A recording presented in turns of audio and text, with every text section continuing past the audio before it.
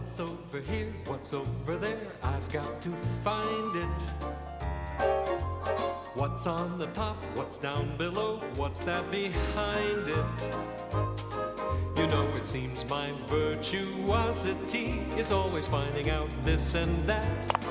And it's my natural curiosity that works for me, so you can see that that's where I'm at. I wonder, what does it do? Where does it go? How do I get there?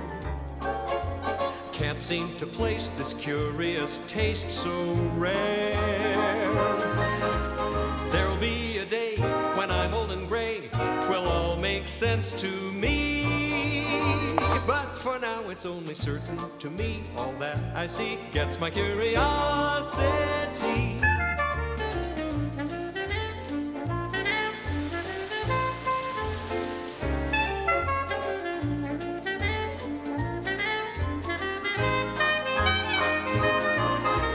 There'll be a day when I'm old and gray, 'twill all make sense to me. But for now it's only certain to me, all that I see gets my curiosity. My curiosity, it's certain to me. My curiosity.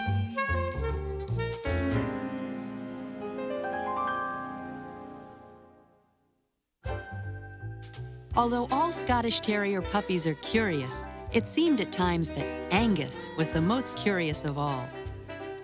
Angus loved exploring the world around him and was curious about many different places and many kinds of things. But he was especially curious about the two friendly people who came to see him one day and where they were taking him. Angus went with the man and woman on a long, bumpy ride in a big, noisy thing that made all sorts of curious sounds.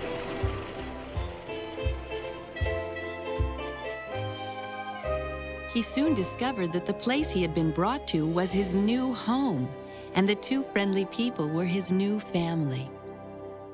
Angus had a feeling that he was going to like it here.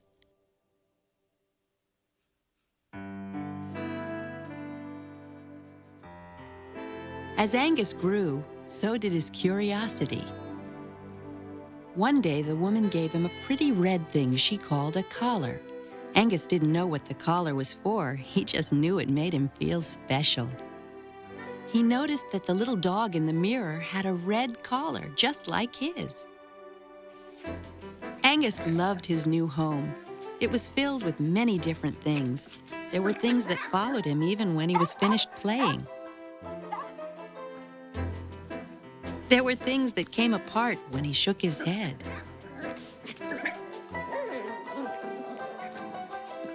And there were things that jumped down at him for no reason at all.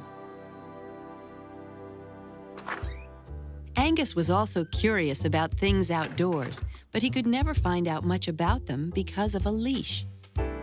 The leash was fastened at one end to the collar around his neck, and at the other end to somebody else. Most of the time, the leash didn't bother him. It was usually going the same place as he was. However, it did seem that whenever Angus found something really interesting, the leash would keep him from getting near it. Each morning, Angus walked past a tall green hedge. He was curious about the strange noises coming from the other side. Of all the places the man took Angus on their walks, his favorite was the park. Angus loved the park. It was a very busy place, and he never knew who he would run into there. Sometimes he would see another dog on a leash. Angus wondered if the big dog knew what was making the curious sounds on the other side of the tall green hedge. If only he could get rid of this bothersome leash.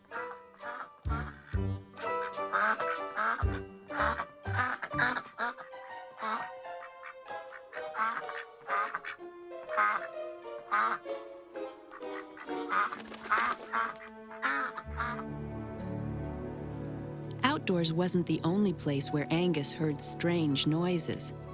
Sometimes in the evenings, he could hear unusual sounds coming out of a large wooden box.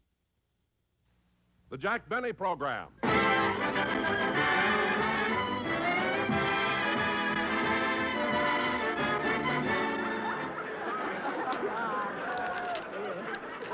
Jack. What? That baby is so cute. Yeah. Listen to that.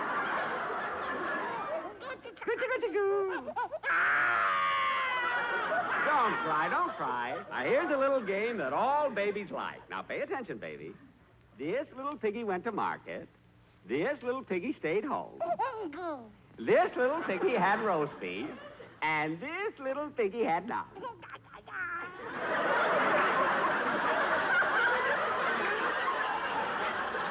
And this little piggy went wee, wee, wee, wee, wee, wee, wee. Jack, we've got a long walk yet. Let's get going. Okay. Wait till I put my shoe on.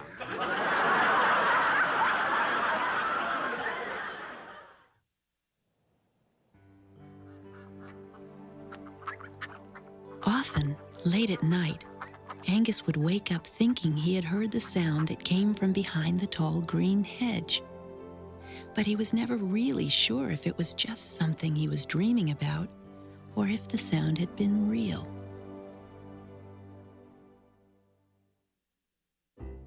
One day, the door between outdoors and indoors was left open by mistake. And so, without a second thought or a leash, out the front door Angus went. He ran as fast as his short legs would carry him to the tall green hedge. There he found a gate he had never noticed before. Angus tried going through it, but it was shut tight. He tried to jump over the hedge, but it was much too tall. Perhaps if he tried pushing the gate just a bit harder. There, directly in front of him, were two of the oddest-looking creatures Angus had ever seen. He thought they might be fun to play with, so Angus ran to meet them. But when one of the ducks flapped its wings, he wasn't so sure. The ducks seemed to be almost as curious as Angus. Finding the dog rude, the two ducks waddled away. Angus followed after them. The ducks stopped by a watering trough under a big shady tree. Angus watched as each duck took a long drink of cool, clear water. By now, Angus was quite thirsty himself.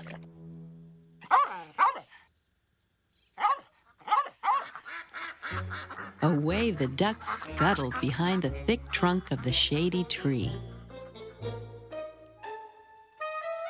All alone, Angus lapped the cool water. But Angus was not alone. The ducks were quite unhappy about their uninvited guest. They talked it over and decided to teach him a lesson for drinking from their watering trough.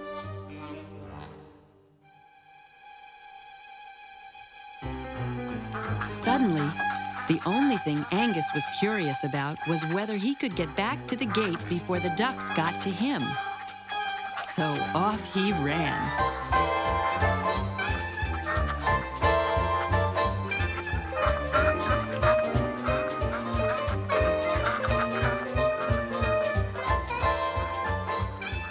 Angus scrambled out the gate and headed for home, leaving the two angry ducks far behind.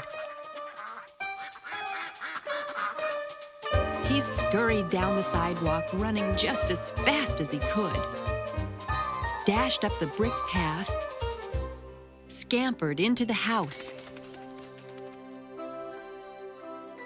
crawled under the sofa, and for exactly 3 minutes by the clock, Angus was not curious about anything at all.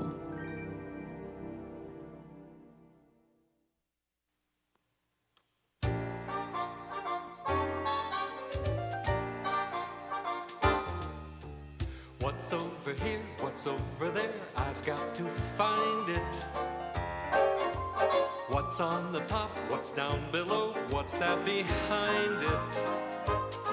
You know, it seems my virtuosity is always finding out this and that. And it's my natural curiosity that works for me, so you can see that that's where I'm at. I wonder, what does it do? Where does it go? How do I get there? Can't seem to place this curious taste so rare. There'll be a day when I'm old and gray, 'twill all make sense to me. But for now it's only certain to me, all that I see gets my curiosity. My curiosity for everything I see. My curiosity, it's certain to me. My curiosity.